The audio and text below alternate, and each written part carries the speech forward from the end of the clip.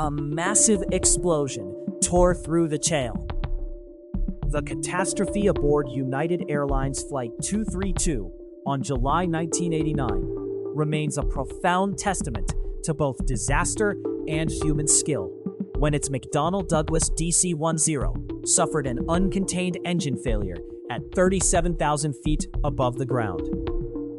Engine number 2, located in the tail section, disintegrated with such force that pieces of its fan disc severed all 3 hydraulic systems.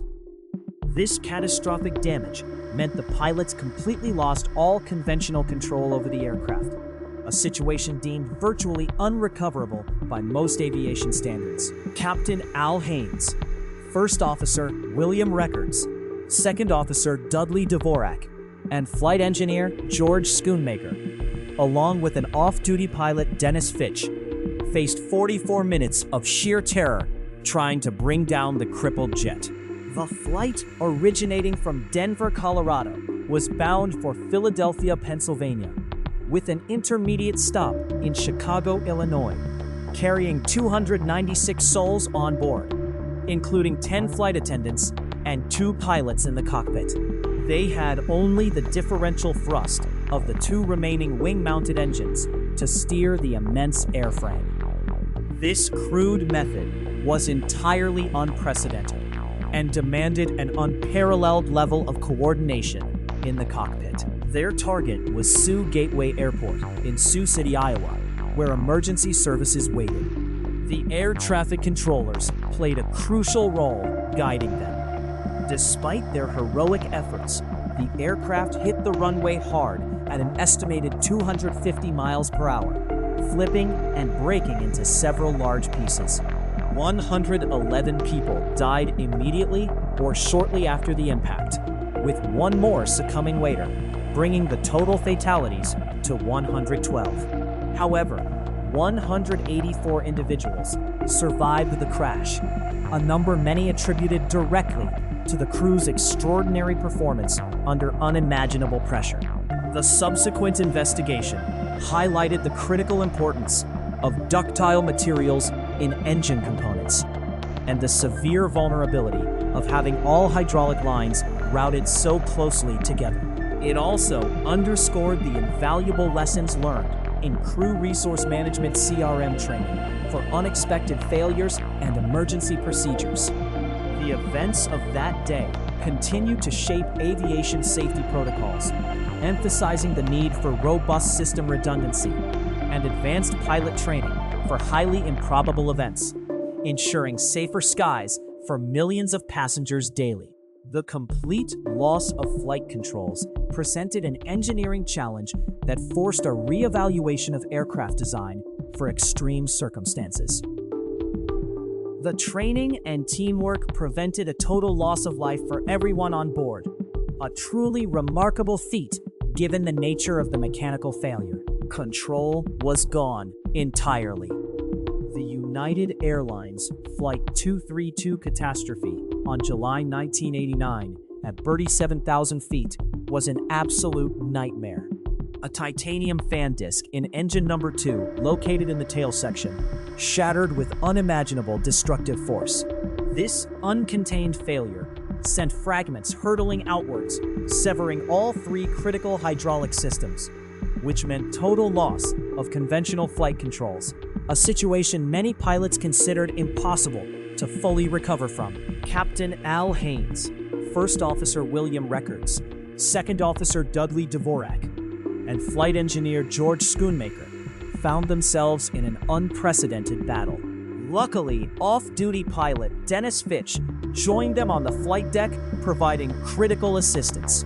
For 44 minutes, these 5 men fought to control the crippled McDonnell Douglas DC-10. Their only recourse was differential thrust, using the 2 remaining wing-mounted engines to steer the massive airframe. It was like trying to balance a pencil on its tip in a hurricane, a very crude and untried method. The aircraft, originating from Denver, Colorado, carrying 296 souls, including 10 flight attendants and 2 pilots in the cockpit, veered wildly. They struggled with uncommanded turns and a persistent 30-degree right bank, never before encountered in such an extreme situation. Their destination was Sioux Gateway Airport in Sioux City, Iowa, where emergency services stood by, ready for the worst. Air traffic controllers worked tirelessly, providing guidance amidst the chaos. The crew focused their combined knowledge to keep the jet flying, even if barely. Despite their heroic, coordinated efforts, the immense aircraft slammed into the runway at an estimated 250 miles per hour, flipping over and breaking into several large pieces. 112 individuals ultimately perished, with 111 fatalities occurring immediately or shortly after impact, and one more succumbing later to injuries. However, an astounding 184 people survived the horrific crash, a number widely credited to the crew's extraordinary performance and teamwork under unimaginable pressure. This tragedy became a pivotal moment for aviation safety. The investigation revealed the severe vulnerability of routing all hydraulic lines so closely together, and highlighted the need for more ductile materials in engine components to prevent such catastrophic failures. It underscored the invaluable lessons from crew resource management (CRM) training for unexpected emergencies, and pushed for more robust system redundancy in aircraft design. The event forever changed pilot training, emphasizing advanced procedures for highly improbable events, ensuring safer skies for millions of passengers daily.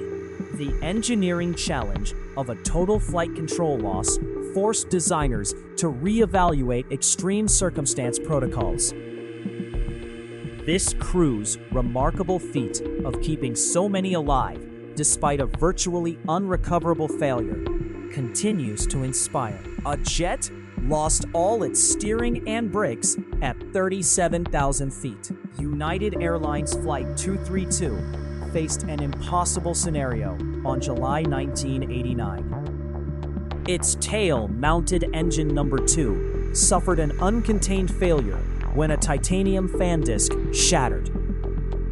This catastrophic event severed all 3 primary hydraulic lines, instantly disabling conventional flight controls. Captain Al Haynes, First Officer William Records, Second Officer Dudley Dvorak, and Flight Engineer George Schoonmaker were in the cockpit.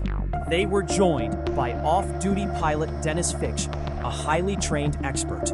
For 44 agonizing minutes, these 5 men fought to steer the crippled McDonnell Douglas DC-10. Their only option was differential thrust, a desperate technique using the 2 remaining wing engines to somewhat control direction. The aircraft carried 296 people. These included 10 flight attendants and 2 pilots in the cockpit. Originating from Denver, Colorado, the massive jet flew erratically. It executed uncommanded turns and maintained a persistent 30-degree right bank. This extreme maneuver was thought unrecoverable. They aimed for Sioux Gateway Airport in Sioux City, Iowa, where emergency teams stood ready. Air traffic controllers provided critical guidance throughout the desperate descent. The crew's combined knowledge and training were tested to their absolute limits. They struggled mightily to keep the damaged plane aloft. Despite every heroic effort, the enormous aircraft slammed onto runway 22. Its impact speed was estimated at 250 miles per hour. The force of the impact was immense, causing the jet to flip over. It broke into several large sections. 112 individuals died in the tragedy.